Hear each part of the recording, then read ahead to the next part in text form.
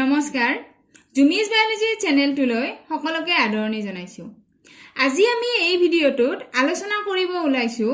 What is cancer, কৰ্কট ৰোগ কি আৰু টাইপছ অফ কেন্সাৰ মানে কৰ্কট ৰোগৰ প্ৰকাৰৰ বিষয়। এই টপিকটো এইচএছ সেকেন্ড ইয়াৰৰ হিউম্যান হেলথ এণ্ড ডিজিজ মানুহৰ স্বাস্থ্য আৰু ৰোগ নামৰ চেপ্টাৰটোৰ অন্তৰ্গত। ইতিমধ্যে আমি লাষ্ট ভিডিঅ'টোত এইচআইভিৰ চিমটমছ লক্ষণ কেনেকৈ এজন মানুহৰ পৰা আন এজন মানুহলৈ এইচআইভি ৰোগ বিয়পে আৰু সেই বিয়পাটো আমি কেনেদৰে ৰখাব পাৰো, প্ৰিভেন্ট কৰিব পাৰো তাৰ বিষয়ে আলোচনা কৰিছিলো। আজি আমি আলোচনা কৰিম কৰ্কট ৰোগ বা কেন্সাৰ কি হয়। এতিয়া কৰ্কট ৰোগ বা কেন্সাৰ এই শব্দটো আমি সকলোৱে নিশ্চয় শুনিছো। কৰ্কট ৰোগ বা কেন্সাৰ কি হয় সেই বিষয়ে ভালদৰে জানিবলৈ ভিডিঅ'টো শেষলৈকে চাই থাকিবা।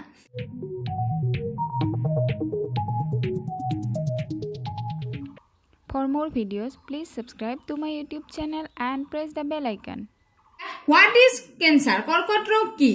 Cancer is uncontrolled and abnormal growth and proliferation of cells without any differentiation. এতিয়া আমি জানো যে গ্ৰোথ ইয়াতে কি দিছে growth and proliferation of cells. Growth আমাৰ কোষৰ গ্ৰোথ, আমাৰ চেলছৰ গ্ৰোথ হয়। নৰ্মেল কণ্ডিশ্যনত আমাৰ চেলছৰ গ্ৰোথ হয় আৰু গ্ৰোথ হোৱাৰ কাৰণে আমি আজি এইখিনি অৱস্থাপ্ৰাপ্ত হৈছোঁ। মানে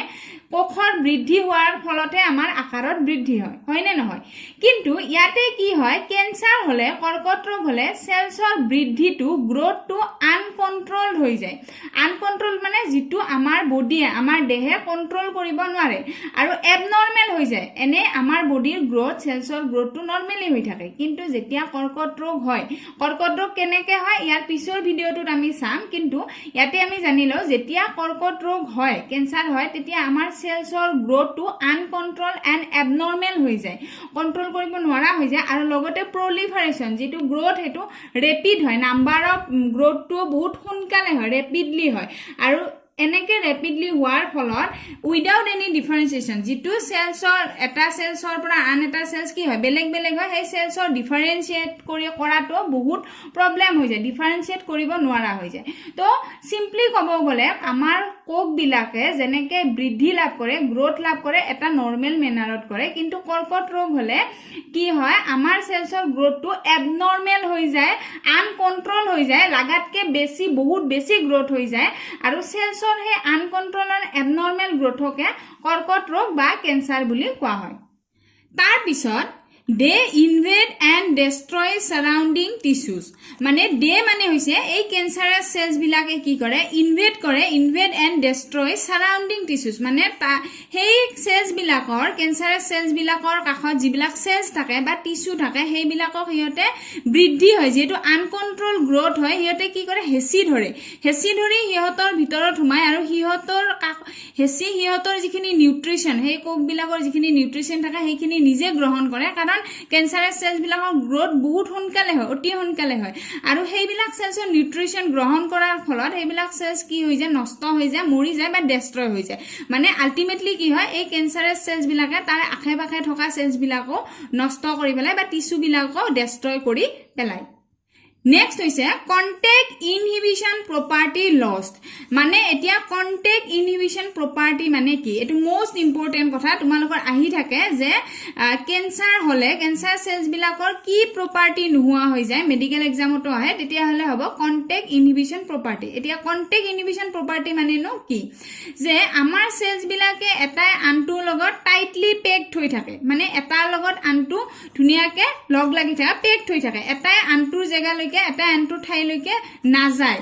কিন্তু কেন্সাৰাছ চেলবিলাকৰ যিহেতু গ্ৰোথ বহুত বেছি বাঢ়ি যায়, সিহঁতে এটাৰ আনটোৰ কণ্টেক্টত আহিলে কি কৰিব নোৱাৰে, ইনহিবিট মানে ৰখাই দিয়ে। যেতিয়া এটা চেলছে আনটোৰ চেলছৰ ওপৰলৈকে অভাৰলেপ কৰে, তেতিয়া আনটো চেলছে কৈ দিয়ে যে এইখিনিতকে এই চেলছটো গ্ৰোথ হ'ব নোৱাৰে। কিন্তু যেতিয়া কেন্সাৰ হয় বা কৰ্কট ৰোগ হয়, সেই চেলছটোৰ গ্ৰোথ ইমানে বেছি হয় যে ইয়াৰ কণ্টেক্ট ইনহিবিশ্যন প্ৰপাৰ্টিটো নোহোৱা হৈ যায়, লষ্ট হৈ যায়, আৰু এটা আনটোৰ ওপৰত আনটো চেলছক ইনভেড কৰে বা ডেষ্ট্ৰয় কৰি পেলায়। তো তাকে কি বুলি কয়, কণ্টেক্ট ইনহিবিশ্যন প্ৰপাৰ্টি বুলি কোৱা হয়, যিটো কেন্সাৰ চেলছত কেন্সাৰ হ'লে নোহোৱা হৈ যায়। আৰু তাৰ ফলস্বৰূপে as a result cell continue to divide to produce a mass of cells called tumor or neoplasm. মানে যেতিয়া contact inhibition property নোহোৱা হৈ যায় সেলছৰ গ্ৰোথ বেছি হৈ যায় তেতিয়া কি হ'ব বহুত সেলছৰ সেল মাছৰ উৎপন্ন হ'ব লাগাতকে বেছি আৰু উৎপন্ন হলে আমি টেমুনাৰ নিচিনা পাম টেমুনাৰ নিচিনা বডিত প্ৰডিউস হ'ব যাক টিউমাৰ বা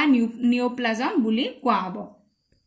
এতিয়া টিউমাৰৰ ডেফিনিশন যদি আমি চাব যাও টিউমাৰৰ ডেফিনিশনটো হ'ব the mass of cells being formed due to uncontrol division of cells যেনেকৈ মই আগতে ক'লো যে সেলছৰ যেতিয়া আনকন্ট্ৰোল ডিভিজন হ'ব তেতিয়া সেল মাছৰ ফৰ্ম হ'ব প্ৰডিউস হ'ব সেলস বাঢ়ি যাব আৰু তেতিয়া টেমুনাৰ নিচিনা পোৱাকে কি বুলি কোৱা হ'ব টিউমাৰ বুলি কোৱা হ'ব এতিয়া মই তোমালোকক ক'লো কেন্সাৰৰ টিউমাৰৰ কথা এতিয়া তোমালোকৰ মনত কোৱেশ্চন আহিব পাৰে যে মেম প্ৰত্যেক কেন্সাৰে টিউমাৰ নেকি কেন্সাৰ হলে টিউমাৰ হলে কেন্সাৰ হয় নেকি তেনেকুৱা ধৰণৰ কোৱেশ্চন আহিব পাৰে তেতিয়া হলে এনসাৰটো হ'ব যে প্ৰত্যেক টিউমাৰে কেন্সাৰ নহয় তাৰ কাৰণ হৈছে টিউমাৰ মেইনলি দুটা থাকে দুই ভাগত ভগোৱা থাকে টু টাইপস অফ টিউমাৰ পোৱা যায় এবিধ হৈছে বেনাইন টিউমাৰ্স আৰু আনবিধ হৈছে মেলিগনেন্ট টিউমাৰ্স এতিয়া এই বেনাইন টিউমাৰ্সটো হৈছে নট কেন্সাৰাছ তোমালোকক যে মই কৈছিলো যে প্ৰত্যেক টিউমাৰে কেন্সাৰ নহয় এই বেনাইন টিউমাৰটো কেন্সাৰাছ নহয় বেনাইন টিউমাৰটো হলে কি হয় they remain confined to their original location কেতিয়াবা কিবা কাৰণত কোনোবা এটা সেলছৰ গ্ৰোথ হ'ব পাৰে কিন্তু সেলছৰ গ্ৰোথ হলে সেলছ মাছৰ প্ৰডিউস হ'ব পাৰে সেলছ বাঢ়ি সেইখিনি জায়গাত টেমুনাৰ সেইখিনি ঠাই টেমুনাৰ সৃষ্টি হ'ব পাৰে কিন্তু কি নহয় যদি হেইটো কেন্সাৰাছ সেল নহয় তেতিয়া হলে হেই টেমুনাটোৰ বৃদ্ধি নহয় এটা সময়ত হেই বৃদ্ধি হোৱাটো ৰৈ যাব আৰু হেই সেল মাছখিনিয়ে হেই সেলৰ থুপখিনিয়ে তাৰে কাখৰ কোষ বিলাকক তাৰে কাখৰ সেলছ বিলাকক কি নকৰে ডেষ্ট্ৰয় নকৰে যেনেকৈ ইয়াতে লিখা আছে they remain confined to their original location যিখিনি জায়গাত তাৰ উৎপন্ন হ'ব যিখিনি জায়গাত বৃদ্ধি হ'ব হেই টেমুনাটো সেইখিনি ঠাইতে বহুত টাইমলৈকে বহুত বছৰলৈকে থাকিব পাৰে next do not spread to other parts of the body মই যেটো কথা ক'লো যে তাৰে ওচৰৰ সেলছখিনিটো নাযায় ওচৰৰ সেলছখিনিও বেয়া নকৰে স্প্ৰেড নহয় ওচৰৰ সেলছখিনিটো বিয়পি নাযায় আৰু বেলেগ বডিৰ বেলেগ পাৰ্টছতো বেলেগ ঠাইতো বডিৰ বেলেগ পাৰ্টছতো বিয়পি নাযায় নেক্সট হৈছে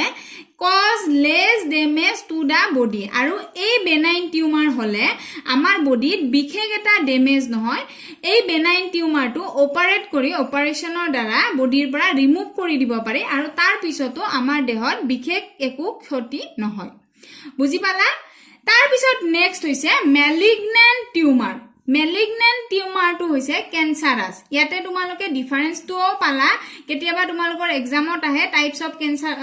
অফ টিউমাৰ্ছৰ বিষয়ে কেতিয়াবা ডিফাৰেন্স আহে difference between benign tumour and malignant tumour এতিয়া মেলিগনেন্ট শব্দটো হৈছে ভয়ংকৰ মেলিগনেন্ট টিউমাৰ্ছ হৈছে কেন্সাৰাছ মানে এই মেলিগনেন্ট টিউমাৰটোৱে কেন্সাৰ প্ৰডিউস কৰে বা কেন্সাৰাছ সেলছ বিলাকক টিউমাৰ্ছ বিলাকক মেলিগনেন্ট টিউমাৰ বুলি কোৱা হয় এতিয়া ইয়াৰ গ্ৰোথটো কি হয় ৰেপিডলি গ্ৰোইং টিউমাৰ যেটো টিউমাৰ বহুত সোনকালে গ্ৰো হয় বৃদ্ধি হৈ থাকে তাক মেলিগনেন্ট টিউমাৰ বুলি কোৱা হয় তাৰ পিছত invading and damaging the surrounding normal cells and tissues মই যেনেকৈ কৈছিলো বেনাইন টিউমাৰত যে ইহতে সাৰাউণ্ডিং সেলছ বিলাকক কি নকৰে ইনভেড নকৰে বডিৰ আদাৰ পাৰ্টছলৈকে কি নহয় স্প্ৰেড নহয় এই মেলিগনেন্ট টিউমাৰটোৱে কিন্তু ওচৰৰ সেলছ বিলাকক টিস্যু বিলাকক ইনভেড কৰে ডেমেজ কৰে আৰু বডিৰ আন পাৰ্টলৈকে বডিৰ বেলেগ পাৰ্টলৈকেও কি হৈ যায় ডিঅপি যাব পাৰে তাৰ পিছত এটো হৈছে very dangerous can cause death এটো হৈছে বহুত মেলিগনেন্ট টিউমাৰটো হৈছে বহুত বেছি ডেঞ্জাৰাছ আৰু সময়মতে উপকাৰ নকৰিলে এটোৱে কি কৰিব পাৰে মৃত্যু ইয়াৰ ফলত মানুহৰ মৃত্যু হ'ব পাৰে মানে লাইট থ্ৰেটেনিং এই মেলিগনেন্ট টিউমাৰটো তাৰ পিছত নেক্সট আমি এটা বহুত ইম্পৰ্টেন্ট বস্তুৰ বিষয়ে চাম এটা বহুত ইম্পৰ্টেন্ট টপিকৰ বিষয়ে চাম যাক কোৱা হৈছে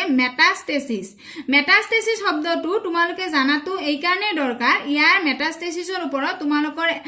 এনসিআৰটি এক্সামতে হওক ফাইনেল এক্সামত বা মেডিকেল এক্সামতো ইয়াৰ ওপৰত কোৱেশ্চন ম্যাক্সিমাম কোৱেশ্চন আহি থাকে এতিয়া মেটাষ্টেসিস মানে কি মেটাষ্টেসিস মানে হৈছে the property of cancerous cells migrating from one cell to the another through blood flow is known as metastasis. মানে cancerous cells বিলাক মানে malignant tumor বিলাক বুলি ক'ব পাৰি বা cancerous cells বিলাক এটা ঠাইৰ পৰা দেহৰ এটা ঠাইৰ পৰা বিয়পি আন ঠাইলৈ যাব পাৰে কিহৰ দ্বাৰা বডি ফ্লুইডৰ দ্বাৰা বা তেজৰ প্ৰবাহৰ দ্বাৰা আৰু ইয়াকে কি বুলি কয় মেটাষ্টেচিছ বুলি কোৱা হয় নৰমালি আকৌ এবাৰ মই কৈ দিছো যে cancerous cells বিলাক বডি ফ্লুইডৰ সহায়ত বা ব্লাড ফ্লোৰ সহায়ত দেহৰ এটা অংশৰ পৰা আন অংশলৈকে গৈ সেই আন অংশটোতো ক্যান্সাৰ প্ৰডিউস কৰিব পাৰে বা সেই ৰোগটো এটা ঠাইৰ পৰা আন ঠাইলৈ বিয়পাব পাৰে আৰু তাকে কি বুলি কয় মেটাষ্টেচিছ বুলি কোৱা হয় তো এতিয়া আমি চালো কৰ্কট ৰোগ কি হয় টিউমাৰ কি হয় টিউমাৰৰ প্ৰকাৰ আৰু মেটাষ্টেচিছৰ বিষয় আমি আলোচনা কৰিলো এতিয়া আমি চাম টাইপস অফ ক্যান্সাৰ মানে ক্যান্সাৰৰ প্ৰকাৰৰ বিষয় On the basis of localization, cancer is divided in several main types. মানে কোনখিনি ঠাইত হৈছে কি ঠাইত কৰ্কট ৰোগে আক্ৰান্ত কৰিছে সেই ঠাইখিনিৰ ওপৰত ভিত্তি কৰি কৰ্কট ৰোগটো বা ক্যান্সাৰটো কিছুমান ভাগত ভাগ কৰা হৈছে বা কিছুমান নাম দিয়া হৈছে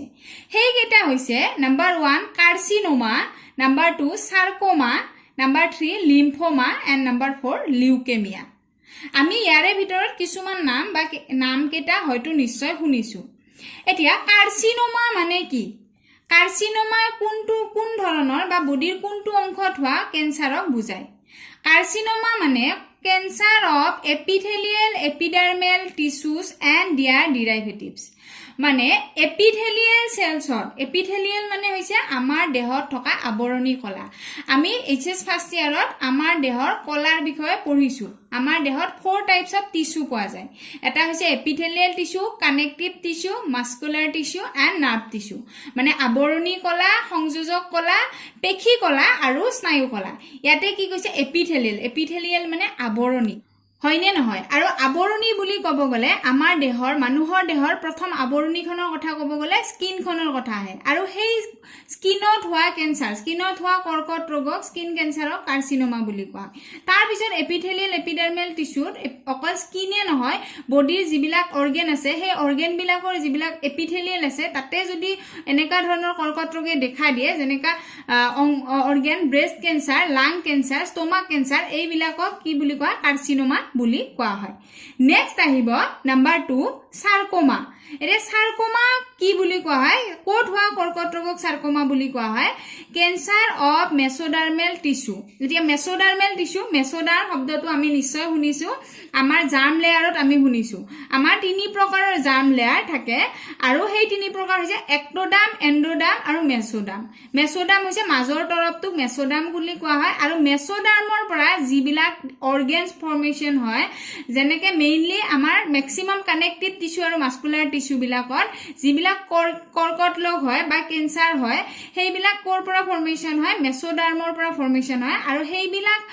অৰ্গানত হোৱা ক্যান্সাৰক কি বুলি কোৱা হয় সাৰ্কোমা বুলি কোৱা হয় যেনেকে এক্সাম্পল হিচাপে বোন ক্যান্সাৰ বোনছ বিলাক কানেক্টিভ টিস্যু হয় নে নহয় কানেক্টিভ টিস্যু মানে সংযোজক কলা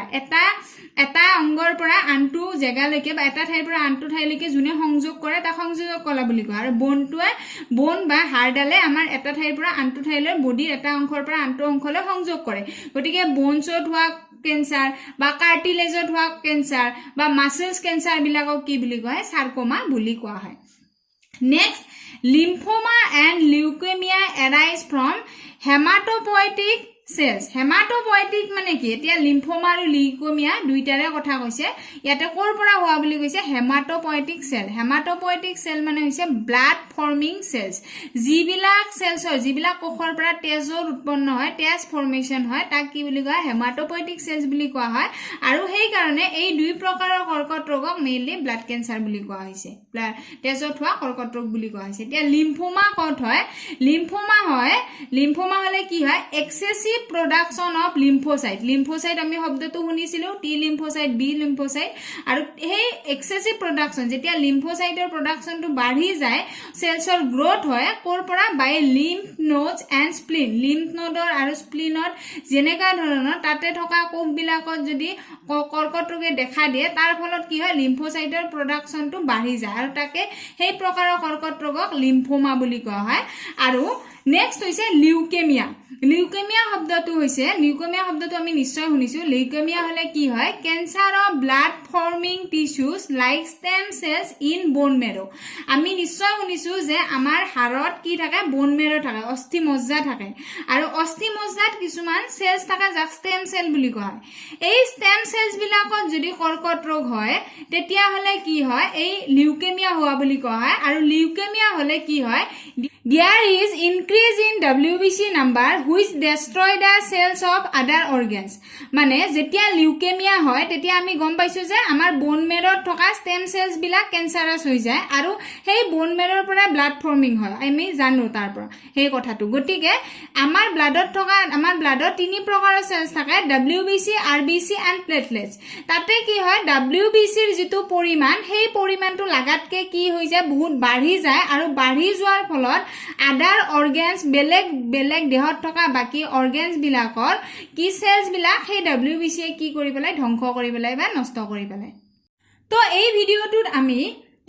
কৰ্কট ৰোগ কি হয় ক্যান্সাৰ কি আৰু টাইপস অফ ক্যান্সাৰৰ প্ৰকাৰৰ বিষয়ে আলোচনা কৰিলো নেক্সট ভিডিওটোত আমি কৰ্কট ৰোগৰ কজ মানে কেনেকে কৰ্কট ৰোগ হয়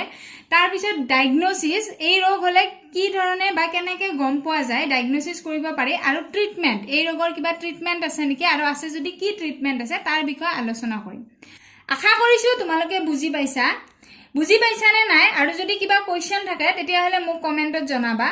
ভিডিওটো যদি ভাল লাগিছে তেতিয়া হলে লাইক কৰিবা মোৰ এনেকা ধৰণৰ ভিডিও আগলৈকে চাই থাকিবৰ কাৰণে চেনেলটো সাবস্ক্ৰাইব কৰিবা আৰু ভিডিওটো যদি হেল্পফুল লাগিছে তেতিয়া হলে আগলৈকে শেয়াৰ কৰিবা ধন্যবাদ